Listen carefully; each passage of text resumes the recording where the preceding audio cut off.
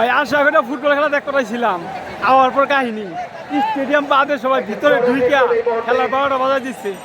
দেখতে পাচ্ছেন পিছন দিয়ে মানে দর্শকের চারপাশে দর্শক আর দর্শক, খেলার 12টা বাজে গেছে গা, দেখি কি হয়। আপনারা দেখেন এইবার টাঙ্গাইল উপজেলা দুঃখিত রেফারি ক্যারিয়ার করতে বলছেন। চারপাশে শুধু ভাই দর্শক আর দর্শক, দেখা যাক কি দলীয় হয়। ক্যাপ্টেন সামনে দিকে বাড়িয়েছেন শেখ মোরসালের উদ্দেশ্যে।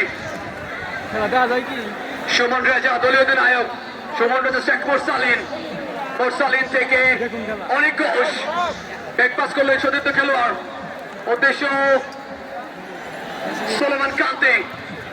সোলেমানকে রাখতে পারলেন না, আক্রমণে লেফট উইন্ডে গোপাল ক্রস করেছেন, সেখানে খেলোয়াড় রয়েছে, আবারও ক্রস হয়েছে, তবে দুর্বল। খেলা শুরু হওয়ার আগে খেলা শেষ।